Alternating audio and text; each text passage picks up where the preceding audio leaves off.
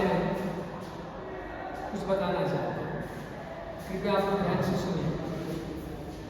अलंकार, जैसा कि शब्द से ही इसके अर्थ का अंदाज लगाया जा सकता है। अलंकार यानी कोई न कोई साज सज्जा की बातें हो गई।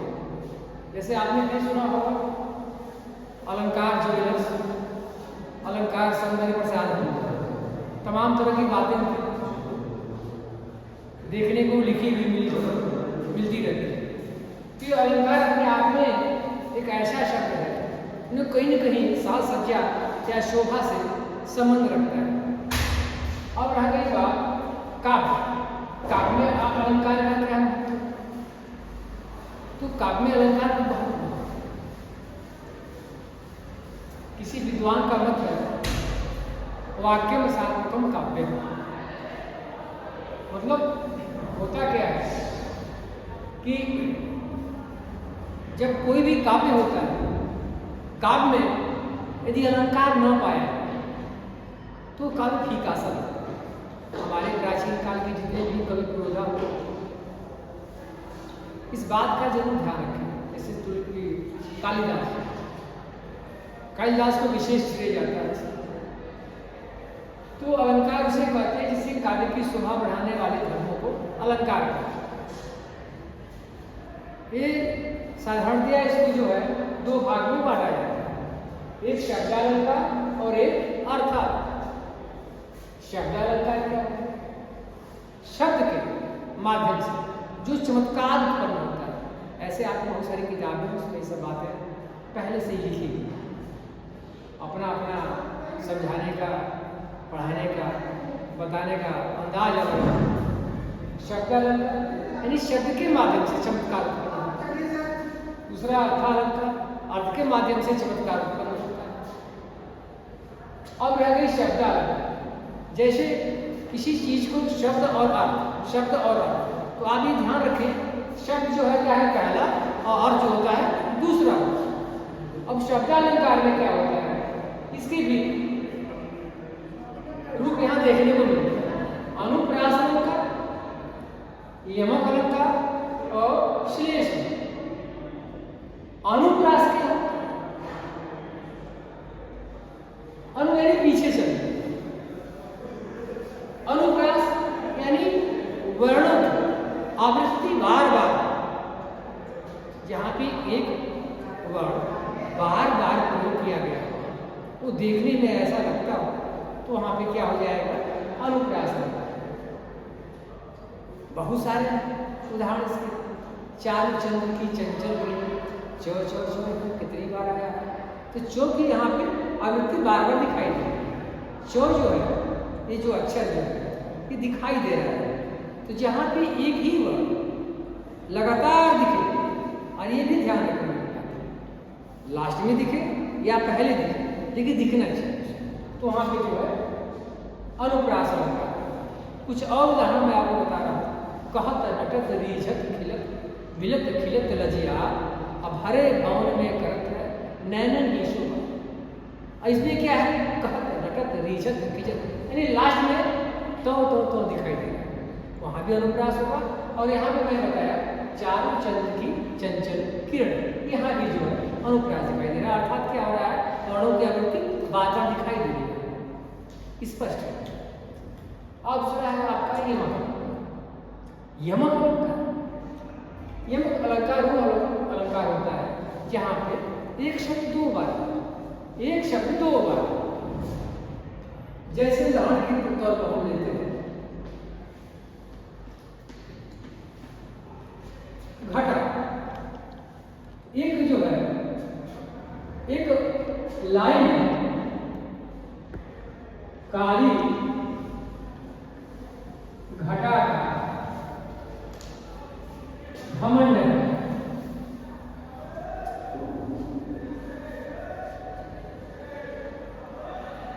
ध्यान से देखिए, ध्यान दीजिए, काली घटा का घमंड घटा, यानी जैसा कि उसकी परिभाषा से स्पष्ट है, एक जो है शब्द एक से दो बार, किंतु दोनों के अर्थ जो है अलग अलग दिखाई देते हैं।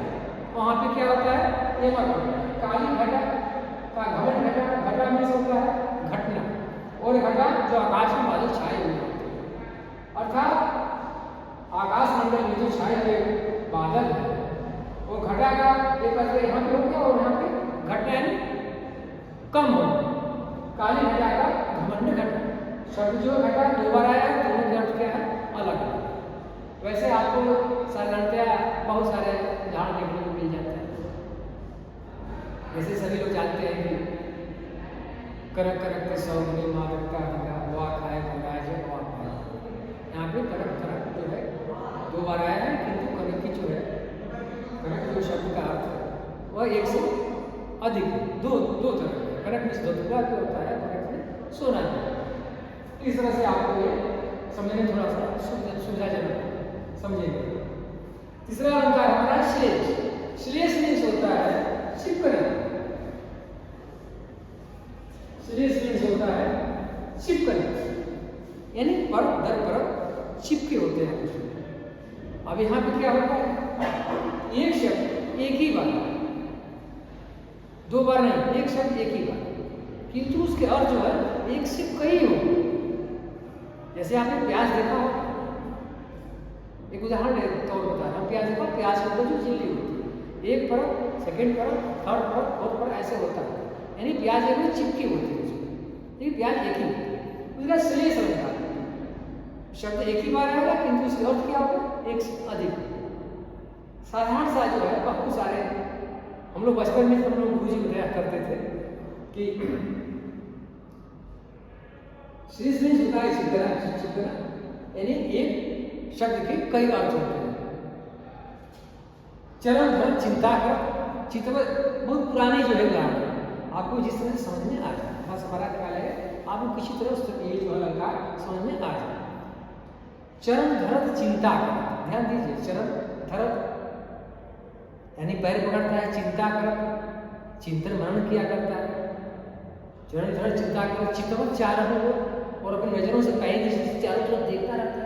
क्या देखता है भाई, इस चीज का पैर धरता है, मनन करता है, देखता रहता है। सुवर्ण को खोजत की, चरण धरत चिंता कर चित्तवत चार हो, सुवर्ण को खोजत की। अब आ गया सुवर्ण, सुवर्ण, सुवर्ण को खोजत की। कवि व्यभिचारी चोर, और कवि तो कवि क्या होगा, कभी तो सोना खोजेगा नहीं, तो कवि क्या है सुवर्ण, सुंदर अक्षर। कवि क्या सोचता है, सुंदर अक्षर के बारे में चिंतन करता है। सेकंड हमारा है वर्ष कवि, सेकंड है व्यभिचार। ये जो व्यभिचारी स्वभाव के जो लोग होते हैं वो सुवर्ण यानी सुंदर वर्ण, सुंदर चेहरे, सुंदर चीजों को देखना पसंद करते हैं। तो कवि के पक्ष में सुंदर अक्षर, व्यभिचारी के पक्ष में सुंदर कोई रूपवती या कोई रूपवती वस्तु, स्त्री। चोर, चोर में सुनता है चोरी करने वाला। तो सुवर्ण का अर्थ हो गया सोना। इस तरह आपने देखा सुवर्ण को खोजत किया, कवि, कवि के पक्ष में सोना, व्यभिचारी के पक्ष में सुंदर स्त्री, और चोर के पक्ष में सोना, यानी शब्द एक बार सुवर्ण। और उसके अर्थ कितने निकले, तीन, तर तीन निकले। सुवर्ण को खोजत कवि व्यभिचारी चोर, इस प्रकार से सुवर्ण शब्द के तीन अर्थ, यानी शब्द एक बार आया, उसका अर्थ कितने में तीन। इसलिए यहाँ पे स्पष्ट है कौन सा अलंकार रहा है, श्लेष। जैसे मैंने बताया श्लेष मीन्स साधारणतया बता दे रहा हूँ चिपकना। इस तरह से आपके ये अलंकार, ये मैंने शब्द अलंकार आपको बताया।